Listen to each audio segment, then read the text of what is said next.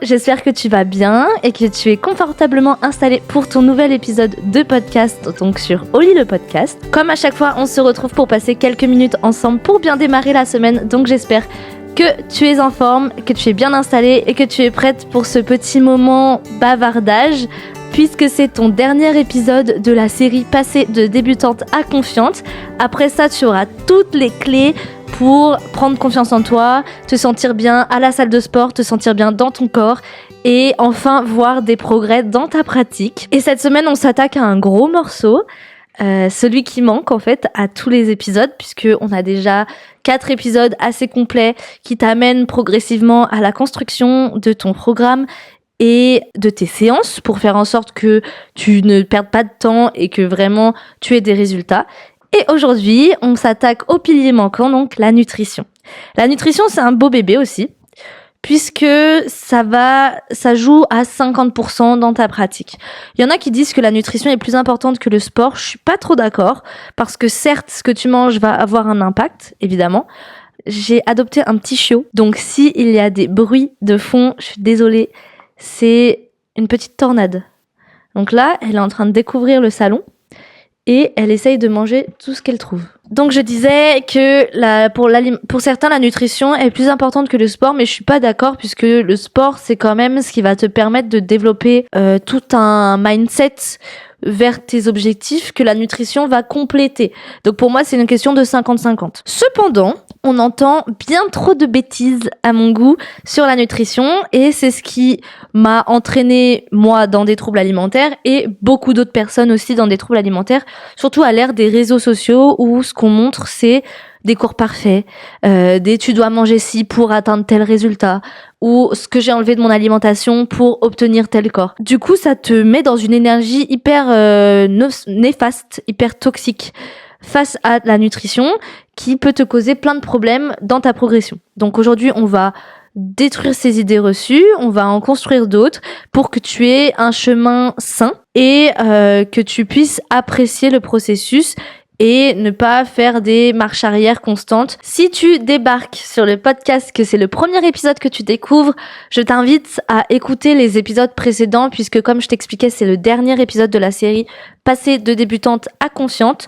Donc, c'est un peu la cerise sur le gâteau et c'est vrai qu'il va te manquer pas mal de concepts si c'est le premier épisode que tu écoutes, puisqu'il y en a 4 avant qui nous ont amenés jusqu'ici, donc qui sont les bases de ce dont on va parler aujourd'hui. Sans plus attendre, nous passons à l'épisode du jour. Alors, la première chose que je voudrais que tu t'ancres dans la tête, c'est d'arrêter de te mettre des règles hyper strictes dans ton alimentation. Même si tu es une personne qui va te dire oui, mais si j'ai pas de règles strictes, ça veut dire que j'arriverai pas à m'y tenir. C'est faux. Tout ce que tu vas faire, c'est mettre en place une bombe à retardement, te priver en te disant de toute façon, il y a que comme ça que je vais atteindre mes objectifs, et un jour faire un craquage complet et tout abandonner, puisque tu vas te dire bah foutu pour foutu, ça sert plus à rien. C'est pas la bonne technique du tout. Le plus important pour arriver à avoir des résultats sur du long terme et à atteindre tes objectifs, c'est de trouver un équilibre. Et cet équilibre-là, il va pas se mettre en place du jour au lendemain. Évidemment, tu vas faire des erreurs, évidemment, tu vas avancer, puis reculer, puis douter. Mais une fois que tu auras trouvé cet équilibre, ce sera inébranlable. Il n'y aura plus rien qui pourra t'arrêter dans ta progression. Alors, pourquoi tu n'as pas besoin de suivre un plan alimentaire strict pour voir des résultats ? Puisque ton corps, je l'ai déjà dit dans plein d'épisodes, mais c'est une machine formidable qui n'a jamais eu besoin de nous pour se réguler. C'est-à-dire que avant toutes ces pubs sur l'alimentation, avant toutes ces tentations sur les produits transformés, sur les nouveautés, sur les trucs de plus en plus gras, de plus en plus sucrés, arrêter de manger ci pour maigrir, etc., notre corps s'est toujours régulé tout seul. Il y a des hormones, la leptine et la gréline, qui sont les hormones de la faim, et normalement ton corps sait ce dont il a besoin et se nourrit au mieux de lui-même. Le problème, c'est qu'aujourd'hui, on a de plus en plus de tentations, alors que si tu comprends vraiment la nutrition, en réalité, ce que les gens considèrent comme être en diète, c'est une alimentation normale. C'est-à-dire que manger des fruits et légumes tous les jours, des protéines à chaque repas, des produits non transformés et se faire à manger, c'est une alimentation normale. Ce qui ne l'est pas, c'est manger des produits hyper transformés de façon très régulière, de manger beaucoup de sucre dans ta journée, de se faire livrer des repas, ça l'est pas. Et pourtant, ça a été énormément banalisé. Donc il faut réapprendre à manger en trouvant un équilibre. Mais ça ne veut pas dire enlever tous les plaisirs de ton alimentation, loin de là. Une alimentation saine, c'est une alimentation qui doit être durable et qui n'est pas difficile à maintenir sur du long terme. Si c'est un calvaire au quotidien et que tu t'imposes des trucs parce que tel ou tel aliment te fait envie, mais que tu te dis « Ah non, c'est trop gras », tu ne vas prendre aucun plaisir à t'alimenter et du coup, tout ce qui va être de la pratique sportive, de tes objectifs sportifs, de ton physique idéal, ça va devenir une angoisse. Donc l'idée, c'est de nourrir ton corps en sachant quels aliments sont indispensables pour toi et à faire en sorte qu'ils ne soient pas bannis de ton alimentation, mais de trouver des petites alternatives. Par exemple, si tu aimes beaucoup le sucre, rien ne t'empêche de finir chaque repas par un carré de chocolat ou de manger un Kinder Bueno au goûter, si c'est vraiment un non négociable pour toi et que sans ça, tu te sens mal dans ta journée. Tu peux totalement atteindre tes objectifs de cette façon-là. Moi, c'est ce que je fais depuis des années. C'est ce qu'on appelle une alimentation flexible, mais j'aime pas ce terme puisqu'en fait, c'est juste manger normalement. Mais c'est totalement possible. Il faut que tu arrêtes de te dire tel ou tel aliment est à bannir. On s'en y reviendra après. Maintenant, on va essayer de savoir comment structurer ton alimentation, tes repas sur une journée ou sur une semaine pour obtenir des résultats. Voici la liste des choses qu'il faut absolument que tu retrouves quotidiennement dans ton alimentation. Si tu fais une pratique sportive, tes besoins en protéines sont plus élevés que la moyenne. Donc, de façon générale, quelqu'un qui ne fait pas de sport quotidiennement peut se contenter d'1 gramme de protéines par kilo de poids de corps par jour. Par exemple, si tu fais 50 kilos, 50 grammes de protéines dans ta journée, c'est ok. Par contre, si tu fais du sport et suivant le nombre de séances dans ta semaine et l'intensité de tes séances, ton besoin en protéines va augmenter. Pourquoi ? Puisque les protéines, c'est ce qui permet à tes muscles de se reconstruire après un effort. Donc si tu fais du sport régulièrement, il te faut un apport en protéines journalier, donc qui oscille entre 1,6 g par kilo de poids de corps à 2 grammes par kilo de poids de corps par jour. Donc par exemple, si on prend mon cas, je fais à peu près 55 kilos et je mange environ 1,8 g de protéines par kilo de poids de corps par jour, ce qui équivaut à peu près 100 grammes de protéines par jour. Et pour ce faire, si tu ne veux pas te complémenter en protéines, ce qui est totalement jouable, les complémentations, c'est pas du tout obligatoire. C'est dans le cas où tu ne parviens pas à combler tous tes besoins en nutriments dans la journée.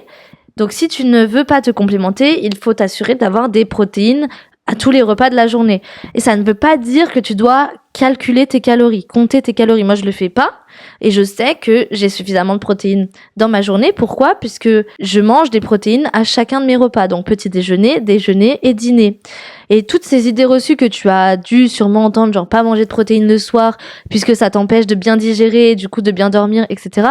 C'est faux. Si tu es sportive, à un moment, tu as besoin d'un certain apport protéique par jour et il n'y a pas 15 000 moyens de l'atteindre. Ensuite, il te faut des glucides. Alors, les glucides, c'est pareil. On se dit, ouais, on entend plein de trucs sur les régimes no carbs ou autres. En gros, zéro glucides. Oui, pour perdre du poids. Les glucides, c'est un peu le truc le moins nécessaire. Et encore, quand je dis pas nécessaire, c'est pas vrai, puisque les glucides permettent à ton corps de fonctionner correctement et d'avoir suffisamment d'énergie. Si tu enlèves les glucides, tu seras beaucoup moins énergique et beaucoup plus vite fatigué.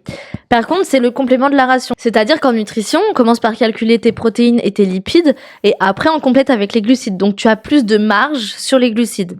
C'est pour ça que sur les régimes, c'est la chose qu'on enlève en premier. Tu as besoin d'un certain apport glucidique. Ça te permet d'avoir l'énergie nécessaire et du coup d'avoir des meilleures performances. Donc c'est important au quotidien pour ta pratique sportive. Ensuite, tu as les lipides. Les lipides, c'est hyper important, surtout en tant que femme, avec les hormones.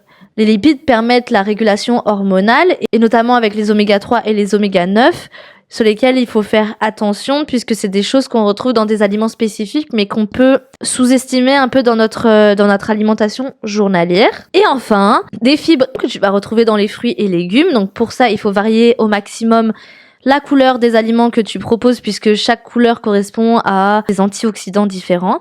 Donc, assure-toi de manger suffisamment de fruits et légumes dans ta journée et de varier les couleurs de ces aliments-là. Donc, au lieu de te dire est-ce que tel ou tel aliment est bon pour ma santé, concentre-toi sur les 4 piliers dont on vient de parler, donc protéines, glucides, lipides et les fibres. Si tu as ça à chaque repas de ta journée, tu verras que ton alimentation sera naturellement bonne pour toi et que ça accompagnera ta pratique sportive parfaitement. Maintenant, faut-il compter ses calories? Alors pas du tout. Beaucoup de personnes pensent que c'est le seul moyen d'avoir des résultats.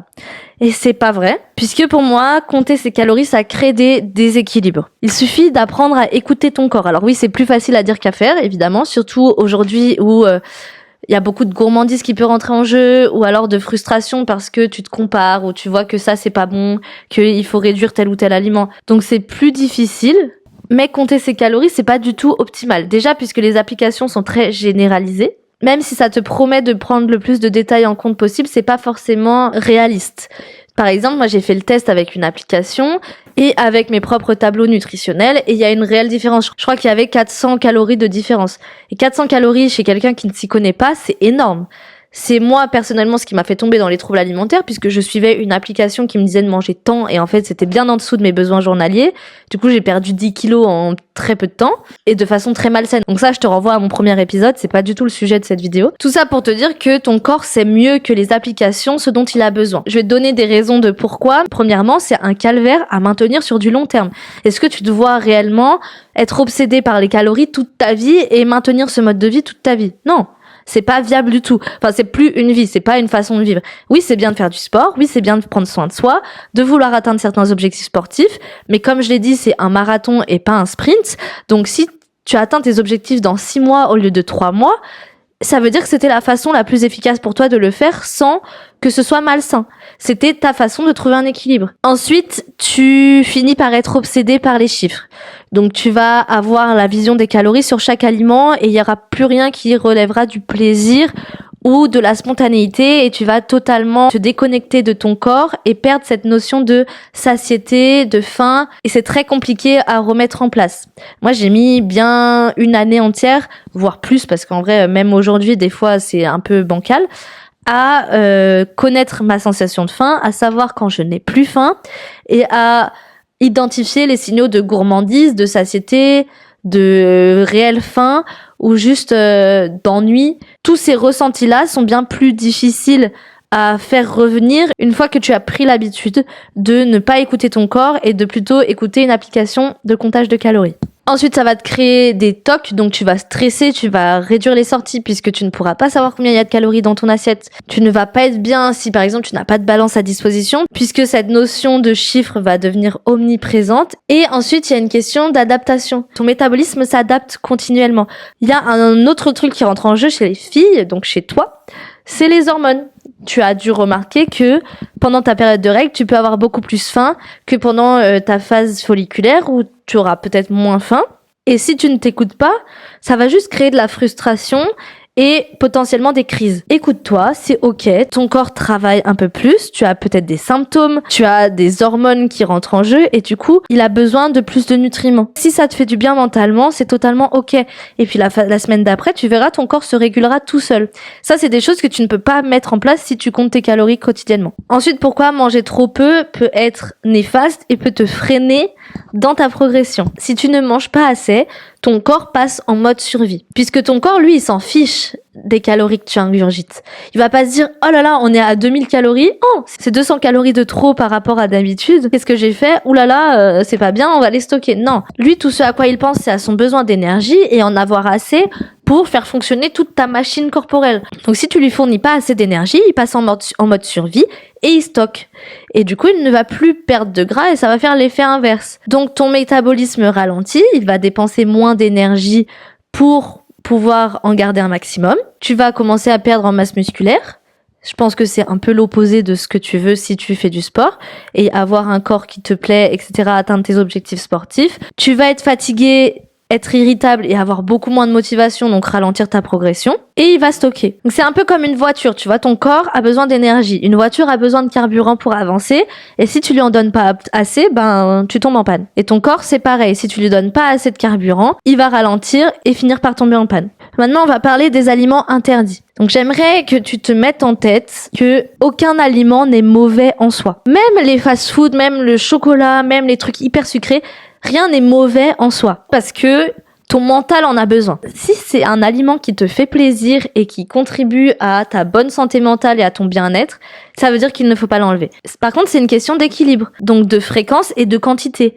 Évidemment, on va pas te dire de manger des fast-foods tous les jours pour perdre du gras, pas du tout. Si 80% du temps tu manges équilibré, c'est totalement ok de 20% du temps te faire plaisir par des aliments qui sont nuls nutritionnellement, mais qui par contre t'apportent un bien-être. On est des humains, et si tu te frustres continuellement, tu vas lâcher ton objectif puisque tu n'auras plus aucun plaisir à faire ce que tu fais.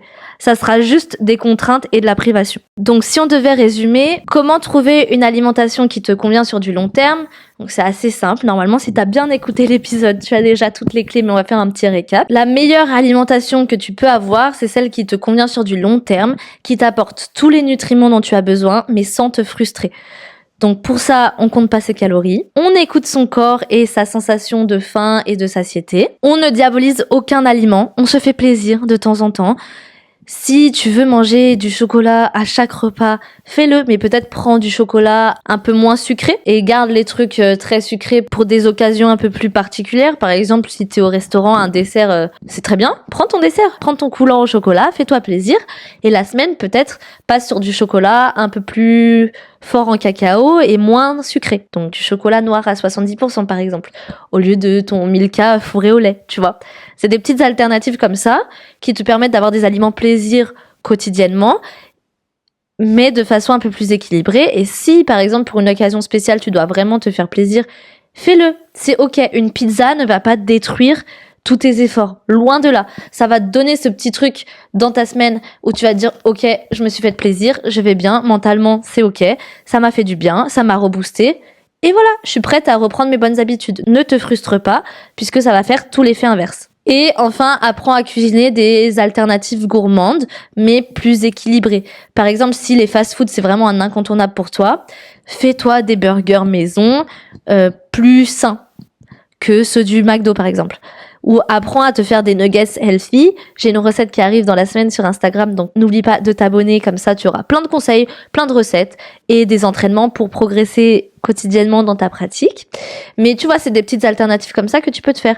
Si tu adores les céréales, fais-toi un muesli maison. Ça sera plus sain que des céréales industrielles. Tu vois, trouve des petites alternatives comme ça, mais n'arrête pas de manger gourmand.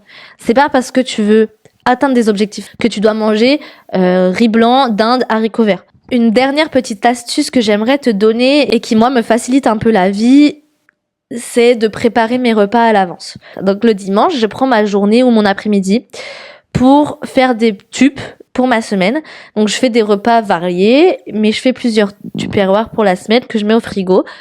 Comme ça, quand c'est le moment de manger, je sors juste un tube, je fais réchauffer et c'est fini.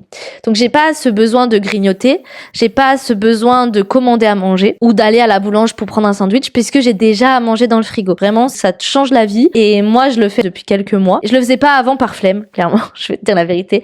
Mais en fait, c'est tellement agréable sur ta semaine que si j'ai un petit conseil à te donner, c'est celui-là. Voilà, donc tes petits devoirs pour la semaine prochaine, tu auras compris où je voulais en venir. C'est de prendre un temps dans ta semaine pour cuisiner pour toute la semaine. Donc tu vas faire les courses, tu essayes de trouver un peu des alternatives plus saines pour tes petits plaisirs. Tu t'autorises des plaisirs dans ta semaine, mais tu essayes de garder cet équilibre 80-20 dont on a parlé. Et tu prends une après-midi ou une soirée pour cuisiner pour ta semaine et te faire des tubes. Voilà, ça c'est le petit devoir de ta semaine et c'est comme ça qu'on va conclure l'épisode. Donc le dernier épisode de passer de débutante à consciente. Je te laisse me dire en commentaire ce que tu en as pensé, me partager les petites recettes que tu t'es faites pour ta semaine puisque ça m'intéresse. Si tu as des questions pareilles ou des envies de recettes ou des alternatives un peu saines que tu aimerais que je te donne par rapport à des aliments qui sont des aliments que tu adores et que tu aimerais remplacer sur la semaine pour en manger de façon plus quotidienne, n'hésite pas à me le dire aussi en commentaire. Et voilà, c'est comme ça qu'on arrive à la fin de ton suivi hebdomadaire. La semaine prochaine, on se retrouve évidemment pour un nouvel épisode sur Oli le podcast, mais ce sera un épisode qui parlera d'autre chose. La série passée de débutante à confiante s'arrête aujourd'hui. J'espère qu'elle t'aura plu. N'hésite pas à suivre le podcast et à t'abonner à mon compte Instagram, donc Oli by Marie, pour plein de conseils quotidiens. Et nous, on se retrouve la semaine prochaine pour un épisode qui change un peu sur Oli le podcast. Bisous!